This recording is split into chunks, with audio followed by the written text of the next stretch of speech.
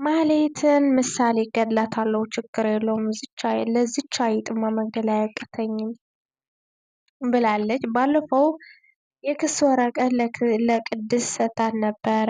ከዛ በቀኑ አልመጣም፣ ብሩክ የለም፣ የመጣ ሰው የለም። በድጋሚ እሰጣቸዋለሁ የክስ ወረቀት ብላ ወደ እነሱ ስትሄድ ዝና ደውሎ የት ነሽ? ምን እያረግሽ ነው ሲላት ወደ እነ ብሩክ ቤት እየሄድኩኝ ነው፣ በድጋሚ የክስ ወረቀት እሰጣቸዋለሁ ስትለው ነይ ተመለሽ እፈልግሻለሁ፣ እሱን በኋላ ይደርሳል፣ ነይ እኔ እፈልግሻለሁ ብሏት እየሄደች ነበረች እና ተመልሳ ወደ እሱ ስትሄድ አንድ ሀሳብ መጣልኝ፣ አንድ ነገር እንድታረግልኝ እፈልጋለሁ። ምንድነው ማረግልህ? ችግር የለውም አለችው። ምሳሌን ግደያት፣ ምሳሌን ከገደልሻት ሁሉንም ነገር ታገኛለሽ። እንዴ ምሳሌ ገድዬ ምን አገኛለሁ? ከዚህ ጋር ምን አገናኘው? እሷ ከገደልሻት ብሩክን ከተደበቀበት ይወጣል። እሷ ከሞተች ደግሞ በእሷ ስም ስላለው ቤቱ ብሩክም የለም፣ እሷም ከሞተች አንቺ ወራሽ ትሆኛለሽ አላት። አይ ችግር የለውም፣ እንደዚህ ከሆነ ችግር የለውም፣ ሁሉንም ያልከኝ አረጋለሁ፣ ችግር የለውም፣ ለዚች አይጥ ልጅማ መግደል አያቅተኝም ብላ ከዝና ጋር ለምሳሌ ለመግደል ተስማምታለች። መድብልን ደግሞ ከሞገስ ጋር ሆኖ ለማህሌትን ለመያዝ እሷን ይዞ ሁሉንም ነገር እንድትነግረው እየተከታተላት ነበር። ሁሉንም ነገር ስለምታውቅ ማህሌት ለሷ ለመያዝ ርብርብ ላይ ናቸው። እንግዲህ ሞገስን ያለበት ሁኔታ ቢታወቅም እስካሁን ድረስ አልተገኘም።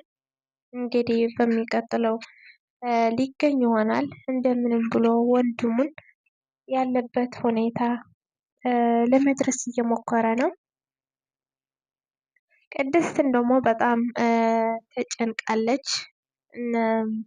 ዳጣ በስህተት ለምሳሌ ብሩክን እንደጠፋ ነገረቻት። እየጨፈረች መጣችና አንቺ አባትሽ ጠፍቶ አንቺ እዚህ ትጨፍሪያለሽ ስትላት ክው ብለው ነው ሁሉም የደነገጡ ማለት ነው። አይ አባቴ አልጠፋም እኮ ሊዝናና ነው የሄደው ብላ መለሰችላት ማለት ነው። ቅድስት ደግሞ ለምን እንደዚህ ትለያታለሽ? አባቷ እኮ እንደጠፋ አታውቅም፣ ወደ ውጭ ሀገር እንደሄደ ነው የምታውቀው፣ ሁለተኛ እንደዚህ እንዳትያት አለችትና አይ በቃ ይቅርታ፣ እኔ ያላወቅኩም እኮ በስህተት ነው ይቅርታ አለቻት። እንግዲህ በሚቀጥለው ምን እንደሚፈጠር አብረን የምናየው ይሆናል። ብሩክን ካልመጣ እቺ የተረገመች ማለት ወንድሙና ሞገስን ካልያዛት ለምሳሌ ለመግደል እያሰበች ናትና ወይም ብሩክ ይመጣል ወይም ከያዟት ምንም የሚፈጠር ነገር የለም ማለት ነው። በቀጣይ እስከምንገናኝ ሰላም ሁኑልኝ ወዶቼ፣ ወዳችኋለሁ። ሰላም ኩራት ተኸታተልቲ ከመይ እኒአኹም? ድሓን ዲኹም? ኣነ ድሓን እግዚኣብሔር ኣምላክ መስገን። ከምቲ ኣነ ድሓን ዘለኹ ድማ ድሓን ክትኮኑልኝ ናይ ኩሉ ግዜ ተስፋዬን ትምኒተይን እዩ። ምሳሌ በትግርኛ ኣማርኛ ትሰምዑ ያው ተሰማይኹም ተከታተልዋ ትኾኑኹም ኣቶምለይ ትሰሙለ ኣብ መጀመርያ እናተኸታተልኩም እንድሕር ፀኒሕኩም ምሳሌ ብሩክ ጠፊኡ ተታሒዙ ኢሉ ኣሎ ማለት እዩ። ብሕገ ወጥ ገይሩ እዩ ንጓሉ ሓኪምዋ ማለት እዩ። ንጓሉ ክሓክማ ከሎ ዝኾነ ብሕገ ወጥ ተቐቢሉ ነይሩና እቲ ዝተቐበሎ ደርቢ ቅርሺ ተጠቒሙ ጓሉ ሓኪሙ ተመሊሱ ማለት እዩ።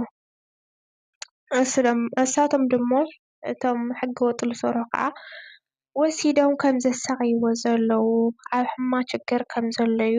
ሓዊ መድብል ደሞ ንሓዉ ንምርካብ እናተረባረበ እዩ ማለት እዩ። እታ ዝተረገመት ሰበይቲ ደሞ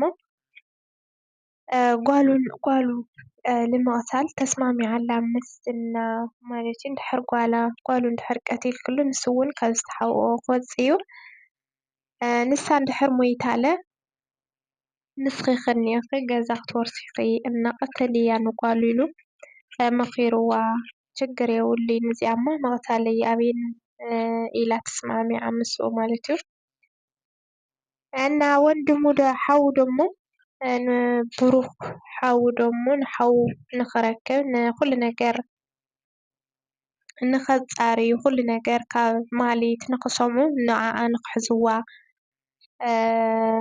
ለተረባረቡ እዮም ማለት እዩ ሓፍታ ከዓ ናይ ኩሉ ነገር ኣሕሊፋ እቲ ቅርሺ ዝሃባ ቅርሺ ኩሉ ነገር ንኽትነግሮ ናይ ሓፍታ ኩሉ ነገር ምስጢር ንኽትነግሮ ልመድብል ብቅርሺ ተስማዕሚዑ ነይሩ ማለት እዩ እና ንሳ ከዓ ካብኣ መረጃ ተቐቢላ ልዕቑ እናነገረቶ ትርከብ ቅድስቲ ደሞ ብጣዕሚ ስለትፈትዮ ብጣዕሚ ሰራሕተኛ ዝነበረት ማለት እዩ ማህሌት ከም ማህሌት ምስ ተባእሱ ንዓዓ ንሳ እውን ተፍቅሮ እያ ስለ የፍቀራ እዩ ማለት እዩ ስለዚ ኣይኾነይ ኣብቲ ብሓደ ክኾኑ ኣብ ዝሓሰብሉ ግዜ እዚ ነገር እዚ ተፈጢሩ ብጣዕሚ ኣብ ጭንቂ ትርከብ ማለት እዩ እና ብቐፃሊ ደሞ መጎስን ካብ ዘለዎ ቦታ ወፂኡ ጓሉ ደሞ ከይተቐተለት ንማህሌት ሒዞም ኩሉ ነገር ንኽትነግሮም